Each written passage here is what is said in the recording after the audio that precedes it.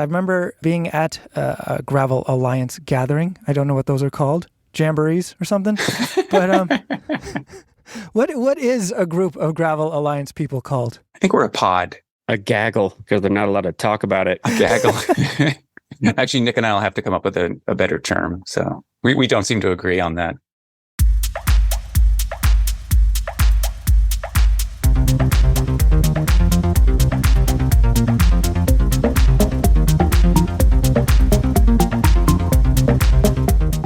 Welcome to the Canadian Cycling Magazine podcast. I'm Matthew Pioro, and joining me is Matt Hansen. Welcome, Matt. Hello, I'm so excited. You can hear it in my voice. I can hear it in your voice. It's a bit gravelly, kind of like the riding I've been doing. I had a really great weekend. I was at a friend's cottage, and the gravel riding was spectacular.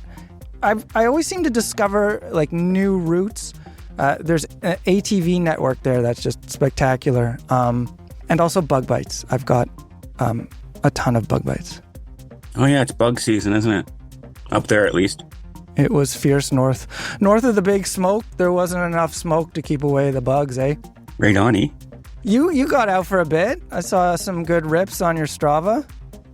Yeah, a couple good rips. Some group rides. It was great weather down here. Oh my gosh. So, yeah. No bugs. No bugs, but I am itching to get into this show. It is a deep dive into some new technology that's released today.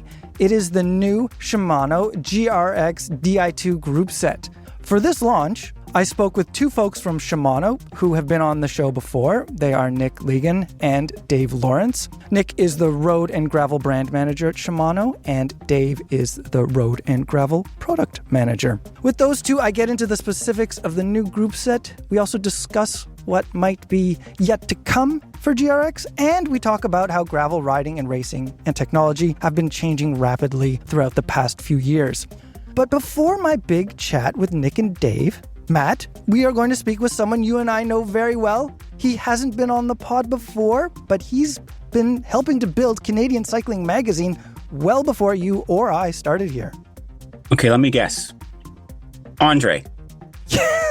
Wow, good guess. Yes, Andre Chuk, our colleague, he has done something very few people have. He's ridden the new GRX Di2 platform, and he's going to tell us all about it.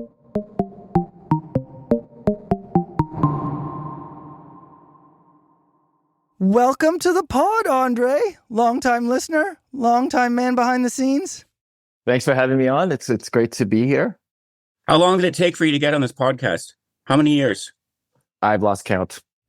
Just waiting patiently. Yeah, I've just been waiting in the corner, waiting for waiting to be noticed. Oh, but we've spoken about you many times about how you've shelled us on group rides before. So, the listeners at least have heard the name a few times.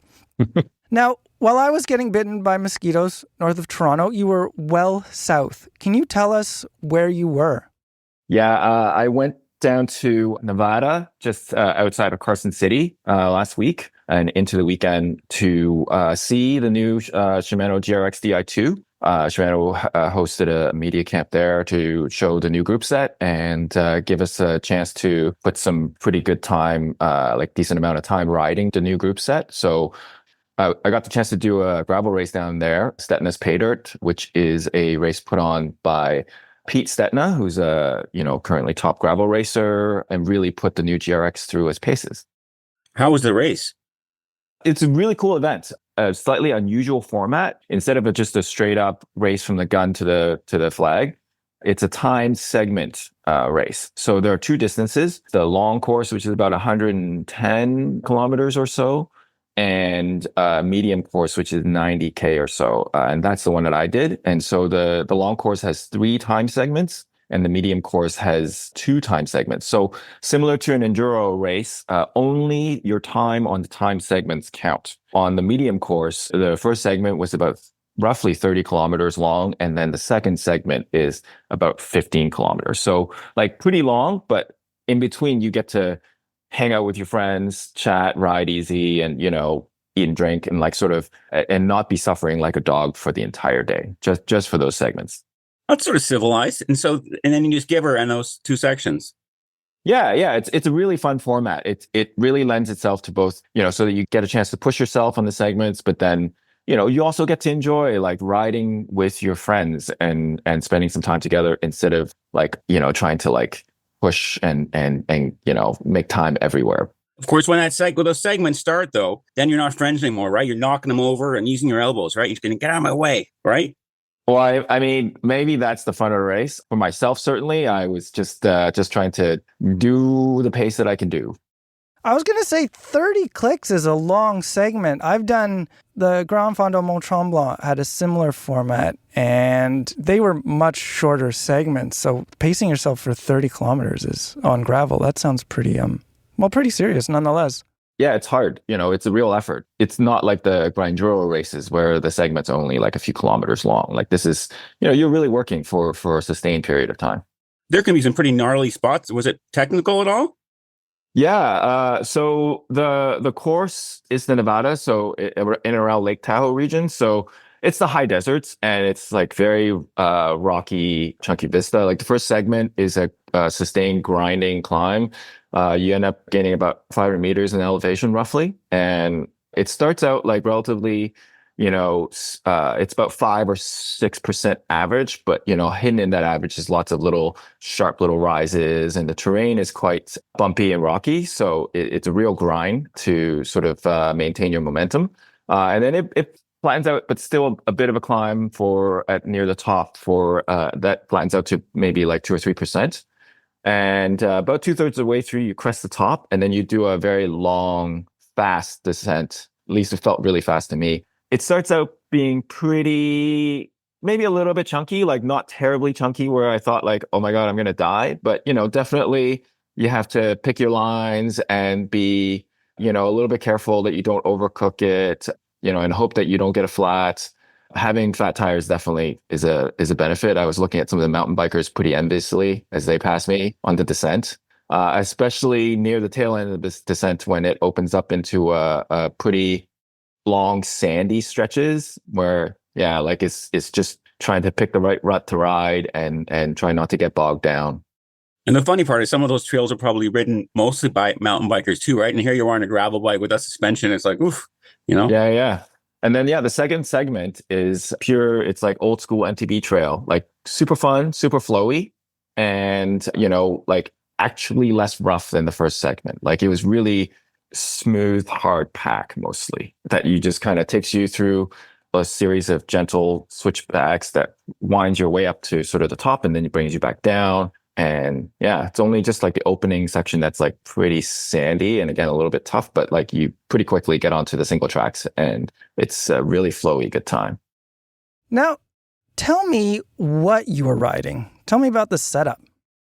So we had arranged for a Cervelo Aspero Barrel 5 to be sent to Shimano to be built up with a complete new GRX group set, Di2, with the RX 880 wheels.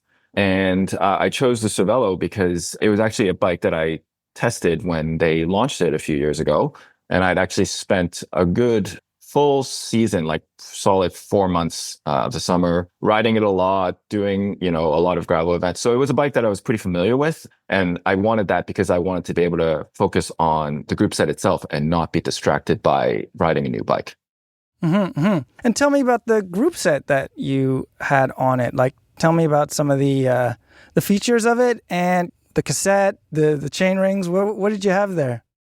Yeah, so it was a full, as I mentioned, it was a full Di2 setup, the new GRX 12-speed. And so now the rear cassette, it's from 1136, which is 2 more teeth than previous when it only went to 1134. I had a 4831 on the front. So pretty good, like low gearing and top end. And definitely on Stetness pay dirt, I used both ends of the cassette, especially on the long grinding climbs. I was happy to have that 3136 low gear on some of the really low, slow grinding, steep sections. And then on the descents, yeah, it was nice to have the big ring. Yeah, because sometimes a 46 is not enough, like if you're going down a hill or something. Yeah, I mean, it's just, I'm not, I'm a 1x2x agnostic, but in this case, this setup really worked well for the very terrain that the segments were. And even just in between connecting the segments, there was like a decent stretch of road riding where I was just tucked into a group. We weren't going hard, but it was like really nice to just have that nice tight gear ratio when you're riding a group and just pick exactly what you want to sort of, instead of having to spin a little too quickly or having to grind a taller gear than your legs want to at that time. I was thinking about you actually on my own gravel rides this weekend, because I was riding a 1x. It had a 1044 in the back. And on the serious bits of gravel that I came across, having that range was great, but it was the road sections when I was connecting gravel that I was like, yeah, that 2x with like nicer steps between the gears would have been nicer. But so that's what you had, it sounds like, with the 12 speed. Yeah, and the new GRX Di2 is layout or arrangement is very similar to Dura-Ace Ultegra 105 Di2, which is to say it's a semi-wireless arrangement. The shifters are wireless, but the derailleurs are still connected to a central battery. The whole system, at least for the few days that I rode it, worked flawlessly. Every shift executed exactly when I want them. No drop chains. And even after like a few stream crossings that were spaced very close together, and my drivetrain started making this terrible grinding racket, it still shifted from the big to the small ring and vice versa without any issue.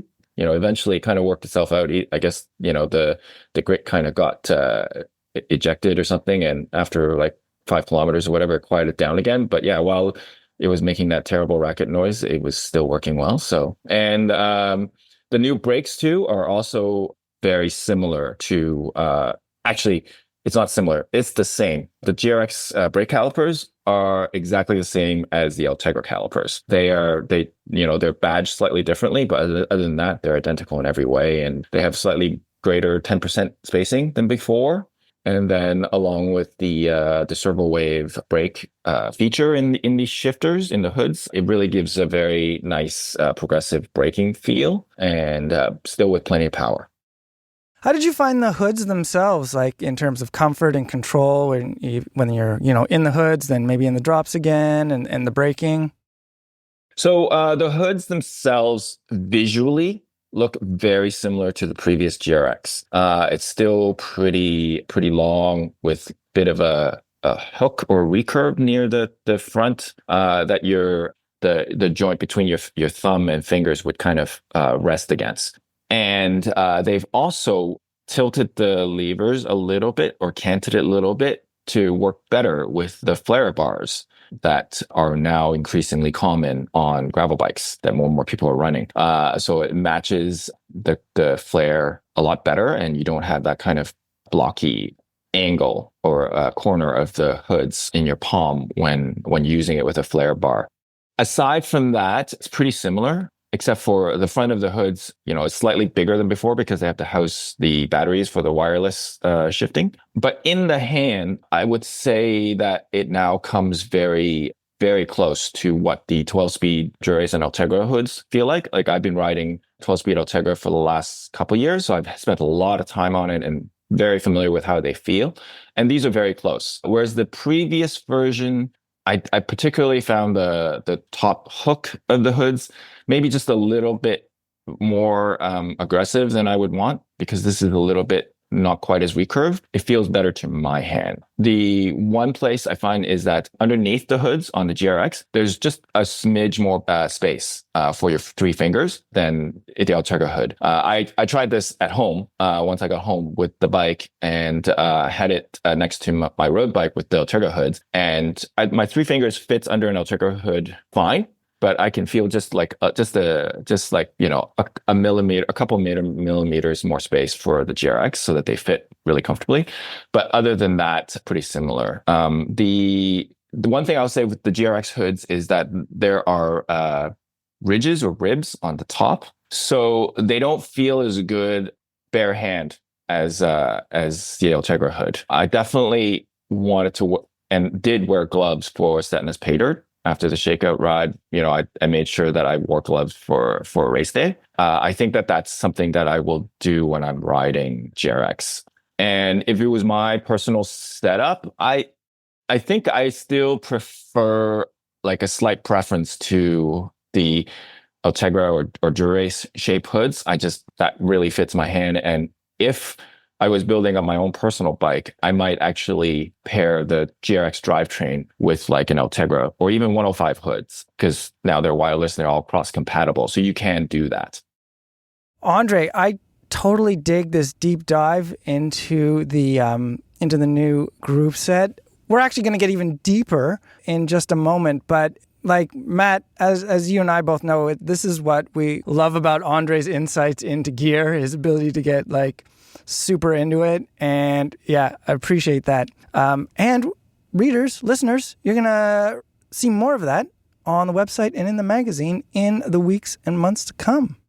I think that was the most Andre thing he did right there, was when he did the finger test, comparing the hoods. That's like so Andre. He would do that immediately as soon as he got home, threw his bag aside. I need to find this out. I need to test my fingers. I'm sure just after hugging his kids, he did. Get out of the way. Yeah. And then right to the bike.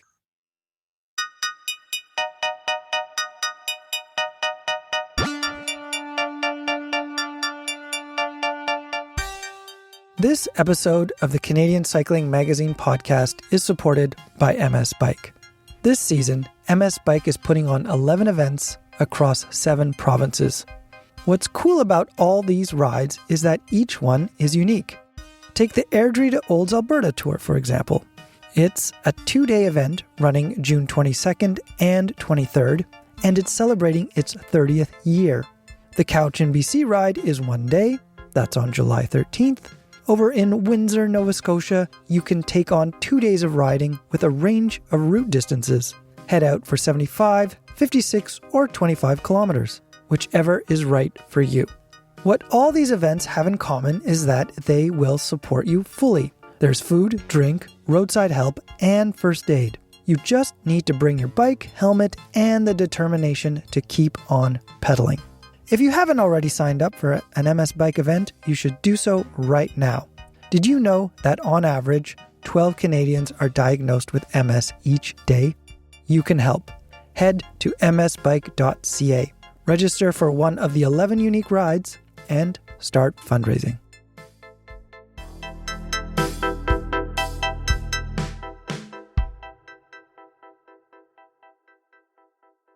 Andre, while you were in Carson City, or riding the roads, the gravel around Carson City, you were with a team at Shimano, which included Dave Lawrence and Nick Legan. Can you tell us a bit more about these two guys? Sure. Dave Lawrence is the product manager for gravel and road at Shimano, and has been for a long time. He has literally been there for decades and had a hand in overseeing the development of the last few generations of drop bar groups, going back easily to the Dura-Ace 9000, more than a decade ago. So he's very knowledgeable about not just Shimano group sets, but just drivetrains in general, and had a lot of great insights to share about the design decisions that they made, why they chose to set it up the way they did, what the trade-offs were. And then Nick Legan is the brand manager for road and gravel at Shimano. He is he's gravel royalty. Was doing Unbound before it was a big thing, when literally it was like, 20, 30 people at the start line out of Emporia. And also has, in fact, wrote the book on gravel. So he's extremely knowledgeable and was also a Pro Tour mechanic in a former life. So extremely knowledgeable from a tech perspective, but also about all things gravel, about all the nitty-gritty, subtle details. In fact, over one of the dinners, he really got deep into the weeds about the optimizations that top-level gravel racers are looking at and getting into, that I won't bore you with here. Maybe we need a director's cut where you can recount all of that. But that's great. Yeah, these two are experts, as you said, in their fields, and they're also just really great to talk to. They're really great at sharing their knowledge, which is why I was excited to speak with them again. I spoke with them a few years ago when Dura-Ace came out, was relaunched. But yes, we're joined by Dave Lawrence and Nick Legan once again, this time to talk about the new Shimano GRX Di2 group set. Nick and Dave, welcome back to the Canadian Cycling Magazine podcast. Thanks for having us. Thanks for inviting us. We're going to talk about the new Shimano GRX Di2 group that is out today. My colleague Andre is testing it. I've been picking his brains about the gear and reading all about it. But before we get into the new components, let's take a high-level view of GRX. The group set launched in 2019. Actually, I remember getting to ride a bike with some of the components well ahead of launch. I was in Peterborough, Ontario, where Shimano's Canadian headquarters is. I was riding with a group that included one rider, not Shimano staff, I should say, who he consulted on that first group. And what's this on your bike? And I got to take a spin, which was pretty cool, as the group set was tested on Ontario roads. And I should add also that back then, it also saw testing in BC and in the US. But Nick, let us come to today. Since the launch of the gravel line, how has the group set integrated into the gravel scene? What does GRX mean for gravel riders? Wow, great question. Well, I'm glad that you got on it so early, first of all. But I would say that GRX is pretty special in that I think it's become part of kind of the tapestry of the gravel scene. You know, it's a big part of the gravel community in terms of Shimano's presence as a brand, but then also Shimano, brought GRX to market as the world's first dedicated gravel group set, or group family of components is actually maybe a better way to describe it. A lot has happened since 2019 when it launched, and it's been interesting to see the evolution of gravel and in preferences, tastes, different people coming in from different backgrounds. And it's our job to not just keep up with that, but predict what we think the future of gravel looks like. So we're excited for this most recent release. Dave, between the launch of GRX in 2019 and last year's update, which was on the mechanical side of the GRX line, not electronic, but between 2019 and 2023, what were some of the comments or some of the feedback you heard about GRX? Well, I think the first thing, that we saw was kind of the globalization of gravel and, how diverse the requirements were becoming. And then specifically for North America, we clearly saw the need for more gear range.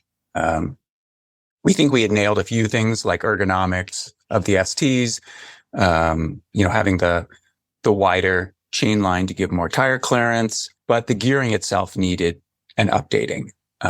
As, like I said, the riding became more specific. You had more kind of aggressive, performance oriented, but then you had even more adventure style. So we really focused in on preparing what we thought would be the right gear ratios and gear ranges for lots of different, riding styles.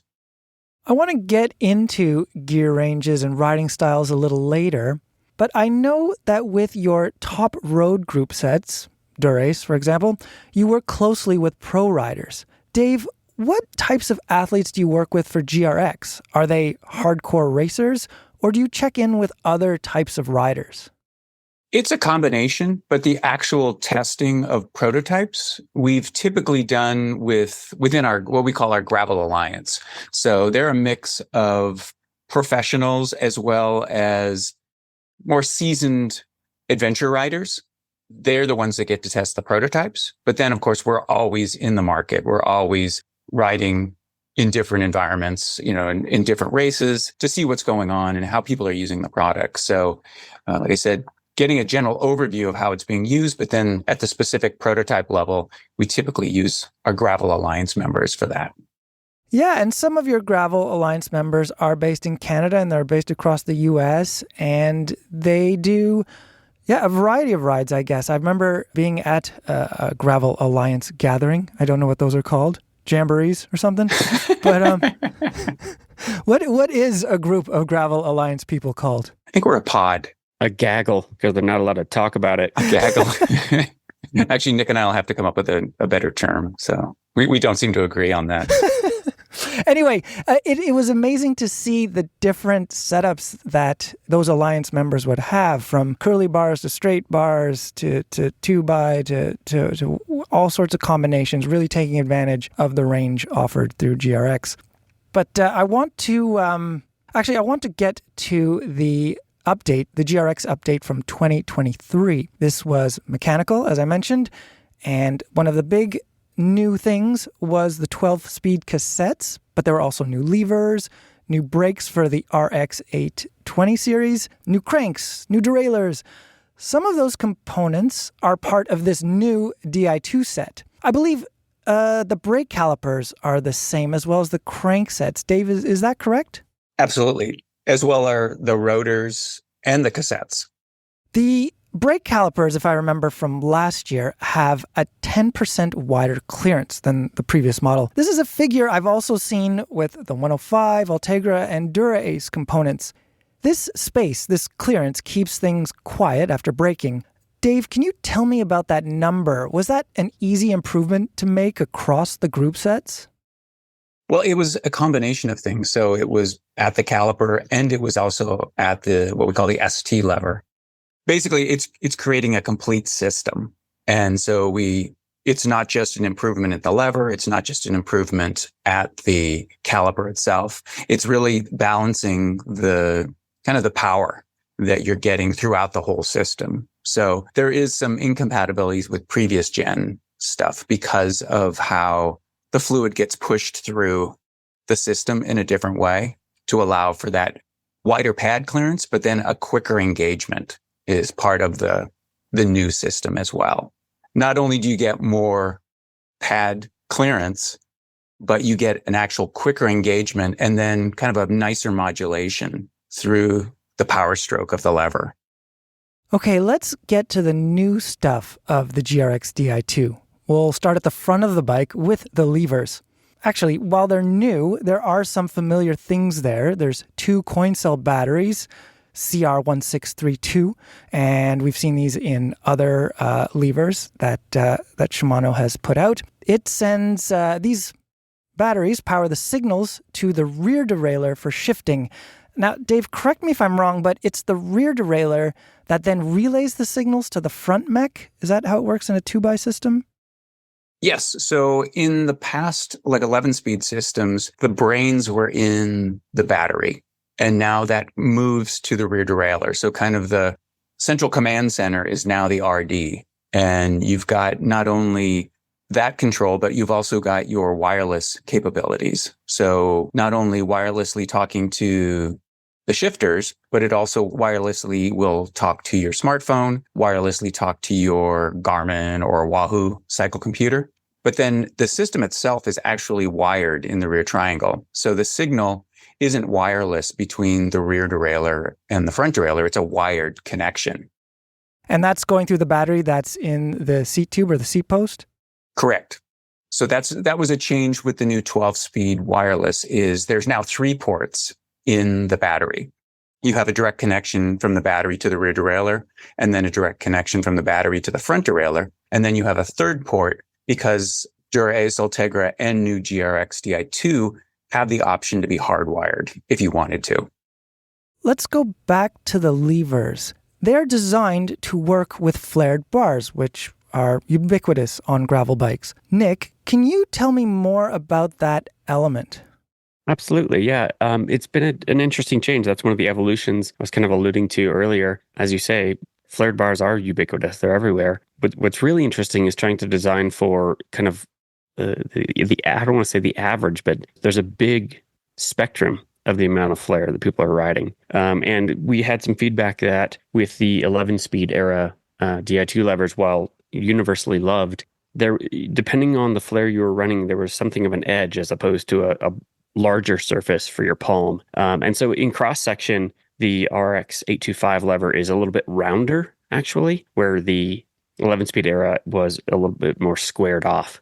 But we're still retaining the kind of high top of hood, so you can't kind of slide off the front of the lever. It still feels very secure, and you're still going to love and appreciate the rubberized coating that's on the brake lever, which feels really great, especially in wet or muddy conditions. Were these levers optimized for a certain amount of flare, or do they play well with a range of shapes at the bars? I've had them on a couple different bikes and played with them, and for me, they seem to integrate regardless, whether it was 12 or 20 or even a little bit more flare. Dave, I don't know if you have a specific number there that we can share, but I can attest to that they feel great on a wide variety. Yeah, I mean, we looked at kind of spec as well, like what's being put on bikes at the, OE level. And 12 was kind of like that optimum. But like Nick said, it handles a wide variety of angles really well. I was comparing some numbers with the Di2 levers. They are lighter than their mechanical counterparts that came out last year. I believe the Di2 for a pair are 415 grams, while a mechanical 2x12 pair is, let's say, around 573, and a 1x pair is 512. Dave, why is robot shifting lighter than cables? The mechanism for the mechanical shifting is a lot heavier than, of course, just having switches. So that's primarily where, you've got that extra bulk. And that's been traditional throughout kind of the Di2 evolution, to the point where Di2 is actually a little bit lighter and has been for the last couple generations of road product. As a group set. As a group set, yeah. On the technology front, what is front shift next functionality, Dave?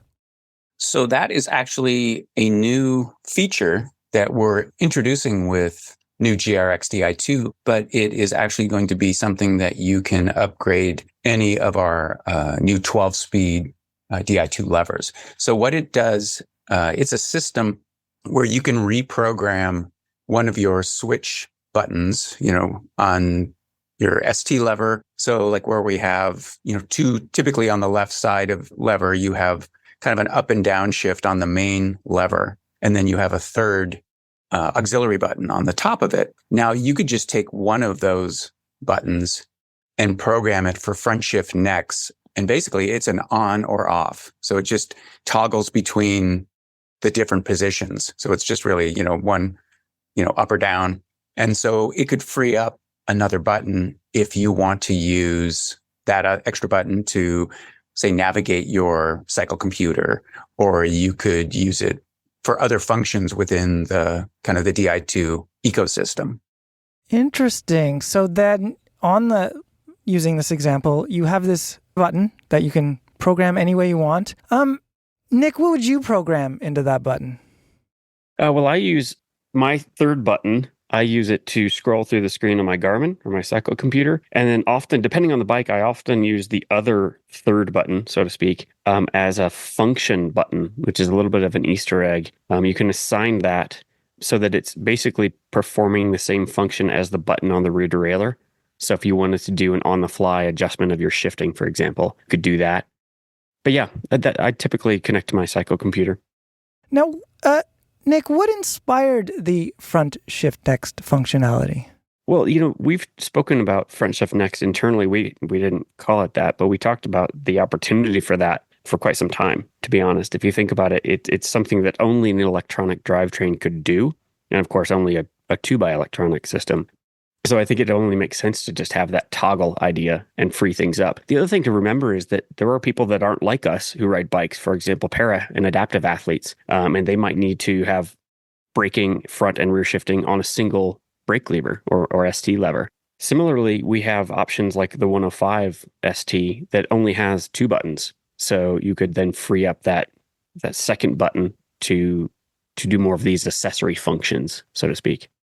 I'm just wondering if it opens up opportunities for functionality that we haven't seen yet. Like you guys have listed, computers and communicating with the rear mech. But I don't know. Is there a electronic dropper post function on the horizon? It's certainly nothing we could comment on if it is. Yeah.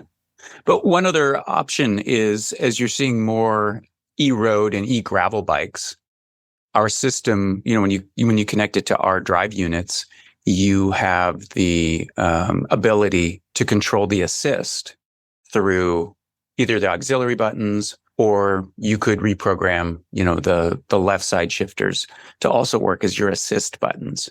So in a situation like that, where you've got the ability to free up another button, you might be able to, like I said, customize your assist buttons for your e-road or your e-gravel bike.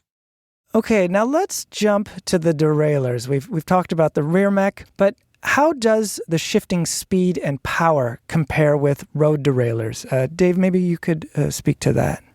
Well, we haven't really talked about it specifically, but this system is based on the previous gen, where Ultegra and Dura-Ace actually have a new system. So by comparison, Ultegra and Dura-Ace would be slightly faster, but I don't think it would be noticeable, let's say, because shifting speed for gravel isn't always your priority. It's more about consistent, accuracy. So like I said, we didn't focus on shifting speed improvement on this. It was more about optimizing what we had and allowing for a wider gear range. Now, does mud and gunk and that's the kind of stuff that is a lovely feature of gravel, does it factor into shifting performance and how you think about how these machines are going to work, how these derailleurs are going to work out in the field? Oh, absolutely. With gravel, it's everything. It's mud, it's dust, it's water. So that's all part of our testing systems. We have a lot of internal testing machines that run pretty significant cycle tests on all the components. So the idea of having a very robust drivetrain is critically important, especially when you get into events like Unbound, where the weather and the actual terrain and conditions can be so unpredictable and can change so much during the course of a day. Is the Shadow RD Plus feature or technology that's in the rear derailleur, is this the same as we see on the mountain bike side? Yes, it's the same as the previous gen of GRX Di2 as well. Nick, this new GRX Di2 group is 2x. There are 2 cranks that we can choose from. There's a 48-31 tooth crank, and that's the RX 820. And there's a 46-30 tooth crank, and that's the RX 610. It's compatible with an 1134 or an 1136 tooth cassette. But what about 1x? You knew this question was coming. What if a rider wants to run a single chainring? Well, we have some really beautiful RX 820 mechanical options for them, and we would point them in that direction first. 2 different cassette options there. If you're looking for a Di2 option, though, we don't have something for you at the moment. We have confirmed, and we're happy to share that is in the works, and you will see that in the future. We can't talk really more precisely than that. But there is a significant portion of the market globally, as well as domestically in North America, I guess Canada and the United States, where 2x is still, there's a lot of demand for it. We talk about it as in terms of aftermarket sales here in the United States, it's something like 1/3 of our gravel sales are still 2x. So there's still significant demand there. And that demand is actually quite a bit higher if you look at the European market, for example. With the 2x only spec at the moment, I was wondering if you saw a difference between the type of rider who would pick a GRX Di2 set versus the mechanical set. Yeah, well, I mean, let's call a spade a spade. Mechanical is less expensive. So that's the first variable I think to talk about and I think a lot of people appreciate a mechanical setup and not having to charge the system. They don't have to think about those sort of things. And they just like the idea of working on it themselves, changing shift cables, things like that. So there's a lot of upside to a mechanical drivetrain. Then other people I'll be honest, I love the beep bop boop robot sounds that Di2 makes. It's incredible. It sounds super cool. It's like I'm running a spaceship. But it's also, I like the idea of accessory switches. So for example, I have them on the tops near the stem, which has been a lot of fun to have an extra set of shifters there. We also have options for aero bars and the drops. You can, opt to use front shift next, for example. So there are just different functionalities. I really love scrolling through my cycle computer screen as well on the fly without having to take my hands off the bars. So there really are some benefits to a Di2 system. And yeah, it just comes down to kind of how everyone approaches that and does their own math for themselves. I was also wondering, with the mechanical, you have cassettes and then you need to match them with the appropriate rear derailleurs, but you can get some pretty big, pretty wide ranges of cogs. And I was wondering, was the mechanical designed maybe more for the Explorer to get up whatever they need to get up and possibly not have to worry about charging a battery, versus the Di2 group, which is my guess maybe more for the racing types who show up on race day with a battery ready to go?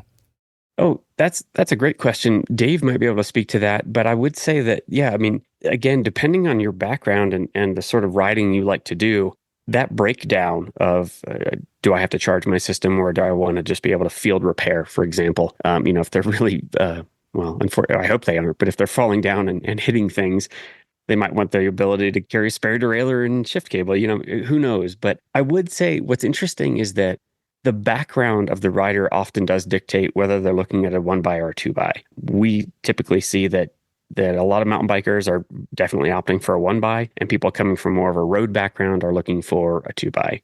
That's a huge generalization, of course. And the market is swinging towards 1x. We recognize that, certainly in North America, for example. Again, that's not the case in Europe yet. But yeah, it really just comes down to kind of personal preferences and making those assessments for yourself. This group set is your top-end gravel set. Your two top road groups have power meters. There's not a power meter here. Was power a consideration for GRX Di2? Oh, absolutely. It's just one of those things where, prioritizing development. So, really getting to market with the drivetrain and was first and foremost.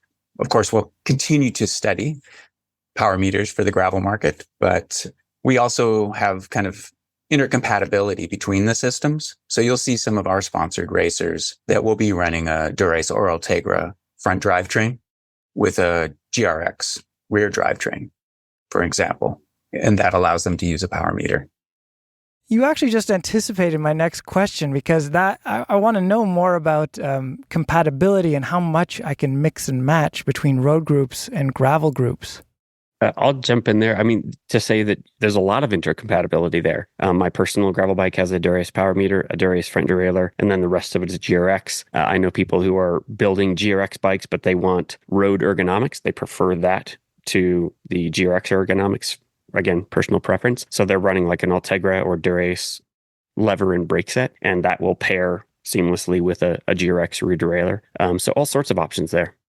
That's interesting. So then, do you have, with your Dura-Ace crank set, do you have a Dura-Ace front derailleur, and then is it working in conjunction with the GRX rear derailleur? That's correct. Yeah, we typically recommend that you pair your front derailleur type with your crank type. So if you're running our GRX, it's best to stick with GRX, and so on for road. And everything jives with chain lines and stuff like that? Yeah, a lot of that comes down to frame clearances more than chain line.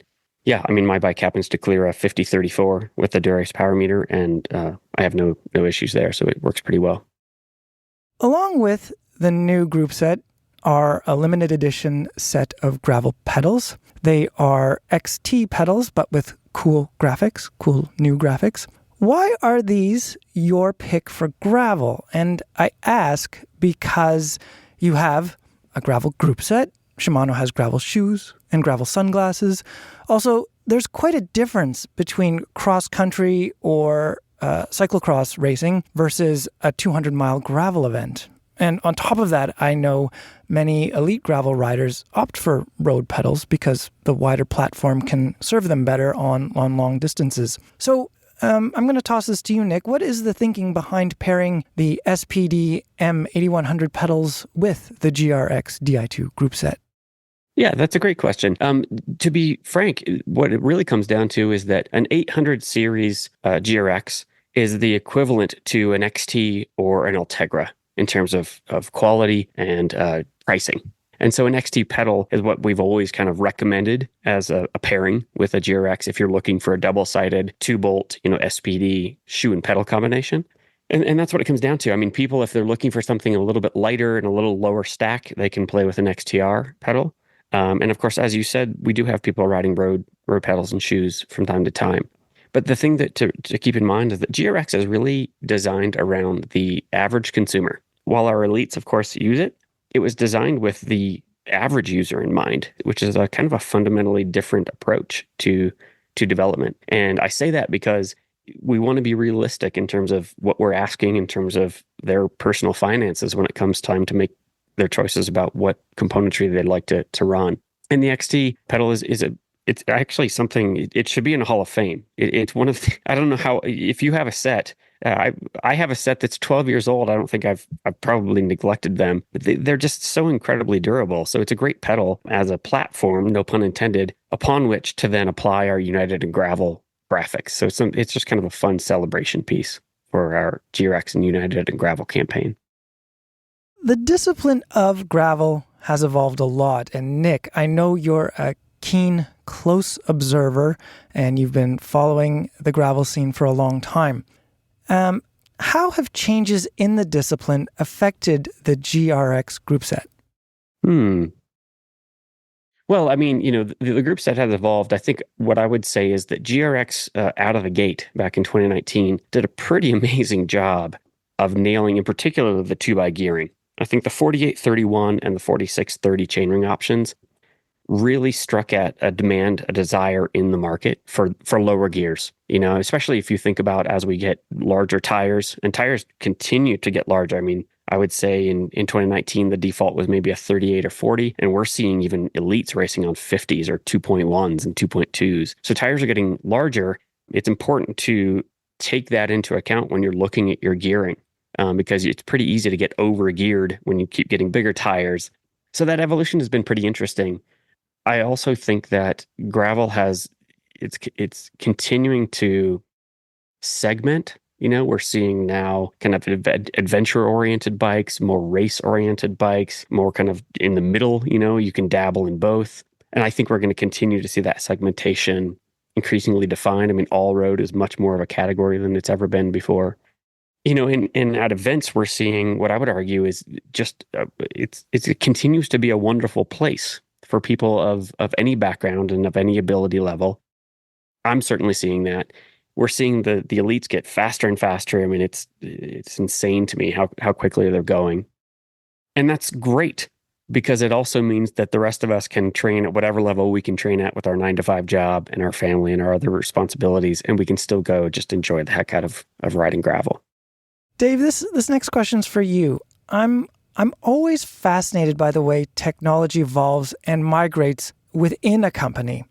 I think you mentioned the last time we spoke that work you did on the Dura-Ace group set, there were some elements of GRX that kind of influenced it. And of course, there was a lot of mountain bike influence and a lot of technology there that came over to the Dura-Ace side. And now it seems the road is influencing the gravel side. And it's also been, though, a few years since your Di2 mountain bike group sets have been spruced up. What GRX tech do you think is easily migratable to the mountain bike side? Well, I would think, first and foremost, we've done a lot of work in wireless technology. Of course, we can't speak to any specifics and migration patterns of technology for future product. But I think, there's been, I have to say, the 12-speed drivetrain that came out of mountain bike is incredible. The cassette chainring interface, it is so quiet and so smooth. I'm not sure how much improvement we can do there from the gravel world. But I think you'll see that there might actually be more influence in the future on road. I think more so than we've seen in the past. I think that, segment has diversified along with the gravel segment. So we have to kind of stand back and look at all of it, and how do all of these three categories kind of fit together, and kind of where are they going to overlap, and where do they need to get very specific. So I actually love that part of this job, is being able to kind of play around in all the different areas.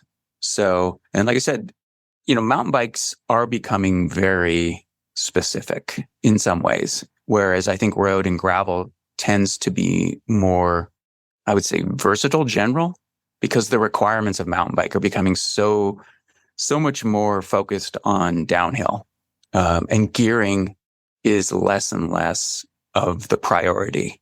Whereas I think for us, still on gravel and road, our gearing front and rear is still a big part of our experience. I look forward to seeing where these migration patterns, if you will go. I imagine a nature documentary and all these different parts going from one end of the Serengeti to the other. Nick, this one's for you. With cycling gear, innovation is always a draw. Sometimes, and we've seen this with various brands, being innovative doesn't always mean race day reliable, or the reliability plays catch up. With Shimano's groupsets, I never worry about reliability, but I'm wondering if there's a balancing act within Shimano between, say, the reliability camp versus the innovation camp. I might just be making up these straw figures, but is there ever any tension between that which isn't broke, so it don't need fixing or changing, and the desire to do something new or novel? Wait, that's a great question. I would say that, Shimano is a pretty habitually conservative company. And while that might not always be sexy, I joke that there's a lot of product out there in the market that's really great dating material. But when you're ready to settle down and marry something, you should look to Shimano. And it's its own form of amazing. I'm sure that there is tension, internally at Shimano between let's push the edge of the envelope and, oh, wait, we need to sell this and we need bike shops to be happy and we need product to be reliable. And we want to make sure that people riding our components are enjoying themselves. I mean, ultimately, that's the goal. I would argue that innovation for innovation's sake or marketing's sake is exciting in the moment, but it fades quickly. And that I would much rather have something really reliable and know that when I go grab that bike and go for a bike ride, I'm going to have a good time. So that tension exists, but I think we tend to fall on the more conservative and we don't field test or market test our components too often. Nick, what is Shimano's biggest strength in gravel? I would argue it's our experience in it. And what I mean by that is Dave and other people on the product team have been exploring and making sure that they had their finger on the pulse of gravel well before we had GRX. And we continue to do that today. And that's through really concerted efforts between not just product, but also market. And Dave and I work together very closely and share a lot of information that we gather from around the world. I think that we are a part of the scenery now. And I say that in a good way. We are Shimano is inextricable from the gravel scene. And that's going to keep us connected to the market. And I think that's a huge strength for us. Dave, is there anything you still want to improve in GRX? There's always something, it comes down to how much time will it take? The biggest thing for me is building a stable and reliable drivetrain. And I think that was our focus. And so I feel very good about that. Would I wanted some wider gear ranges? I don't know. Maybe there's some things in the future that will touch on stuff like that. But I feel very good with what we have. I feel like the improvements to the ergonomics are something that riders will absolutely appreciate. I think the wider gear range is something else that they'll appreciate. I know I already appreciate it. And then for me, the other part, which is kind of cool about the system, is everything is common throughout the system. So we're using common 12-speed chains, common 12-speed cassettes. So that part of it's not, like Nick says, it's not that sexy, but those are little things that just make everyone's life so much easier. So I'm really happy that we've been able to maintain kind of that consistency about and the serviceability of the product. So one thing to note is the crank itself is actually the 11-speed crank. And we've just added, if you look at the inside of the crank arm, it'll say 2 model numbers. It'll be the 11-speed and the 12-speed. So there's interchangeability between the chain rings. So both the 1x and the 2x crank sets. And I think that's pretty cool that somebody who has an 11-speed system could do an upgrade and keep their crank sets. Nick, final question to you. Look into your crystal ball, and where do you see gravel, just gravel itself? Where's it going? Oh, gosh. Wherever it's going, it's a beautiful place. And I don't mean to dodge your question, but, there's a lot of talk about, have we seen peak gravel, et cetera, et cetera. It's not that interesting a question to me. I think it sidesteps how great gravel is at the moment and how beautifully expressed it is in different ways, in different regions. My hope is that it continues on its merry way. I think it's a responsibility we all bear is to continue to promote it. But it is arguably a safer place to ride than on the road. And it requires fewer skills than mountain biking and not as specific a set of infrastructure to go ride a gravel or a dirt road. The barrier of entry is fairly low. I mean, you can ride it on almost any bike. We would love for that to be Shimano, but the truth of it is my job is to get people riding bikes. My competition is not endemic. It's screens. So if we all continue to just make gravel this amazing, welcome, open space, it's nothing but upside. And I know that maybe doesn't answer your question with specifics, but I think it's up to the next generation, to the young people to decide what they want gravel to be, And I think if we do that, we're in good hands because there's an incredible amount of energy around gravel riding. So I don't have any fears for the future of it. That's great. I appreciate your answer, but I almost want to joke. You made me think we don't own gravel. We just borrow it from our children. Absolutely. I mean, in a way, it's true, though. I mean, that's what's so cool about gravel is that I don't think there's any. With a lot of other cycling disciplines, there's a lot of baggage. There's a lot of rules, so to speak. Sometimes there are actual rules. And gravel sidesteps a lot of that. And it allows people to just inhabit it in their own form. And I think that's what's been really fun. And that's why it's such an exciting segment to be a part of.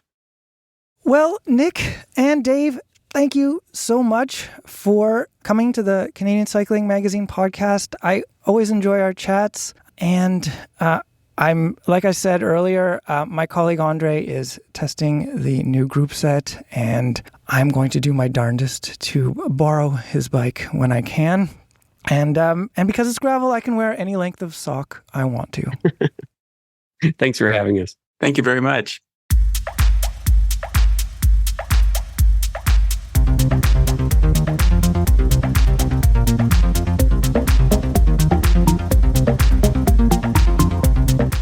And that's the episode. It is written and edited by me, Matthew Pioro. I had help from Matt Hansen. Thank you, Matt. You're welcome.